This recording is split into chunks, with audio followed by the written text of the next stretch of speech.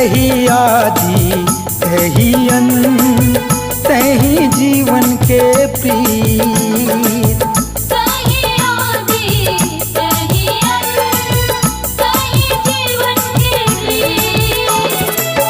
कोनो नहीं है तोर बिना प्रभु, कोनो नहीं है तोर बिना प्रभु, तही मोर मन के मीत। तही आदि तही अंत, तही जीवन के प्रीत। तही आदि तही अंत, तही जीवन के प्रीत।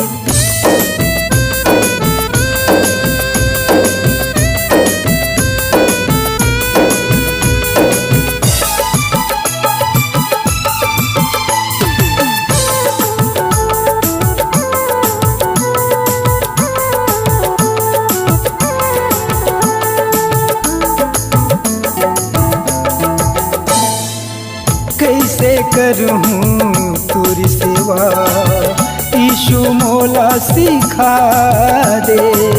मैं तो चलूँ तुर वचन माँ, भेद ल प्रभु बता दे।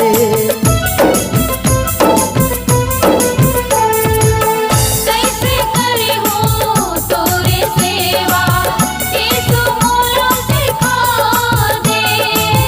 मैं तो चले हूँ तोरे वचन माँ, भेद ल प्रभु बता दे।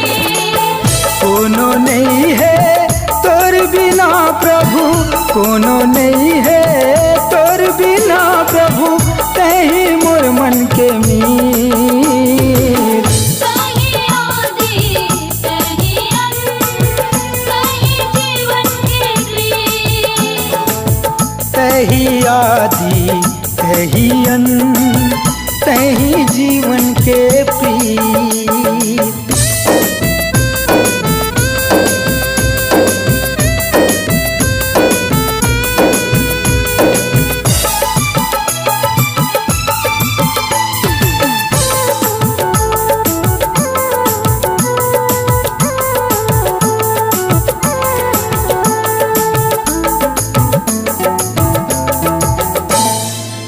करिथों विनती प्रार्थना, यीशु ते गोथिया ले।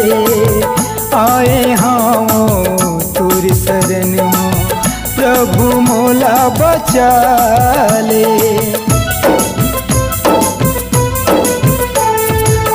करतो विनती प्रार्थना, यीशु ते गोठिया ले।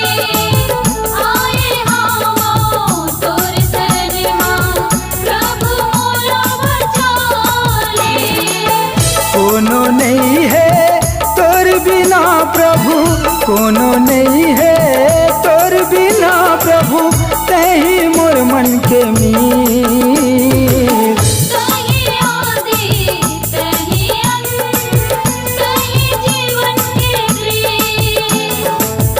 तही आदि तही अंत, तही जीवन के प्रीत।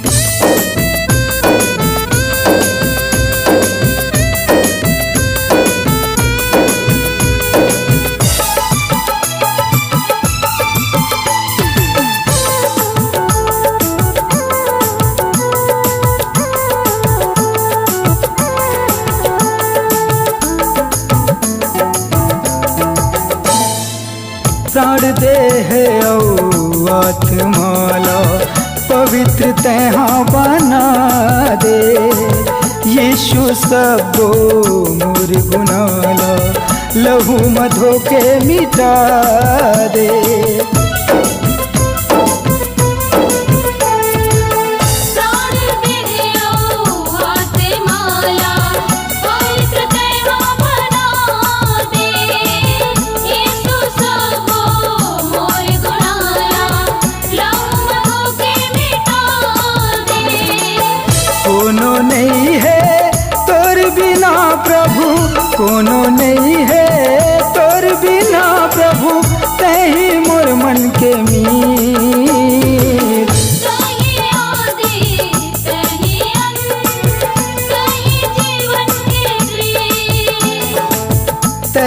तही आदि तही अंत तही जीवन के प्रीत।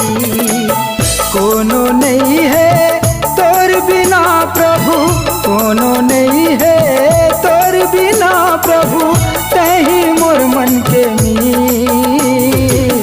तही आदि तही अंत तही जीवन के प्रीत।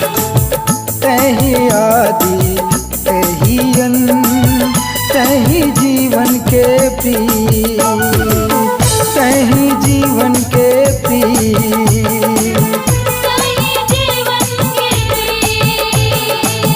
तही जीवन के प्रीत।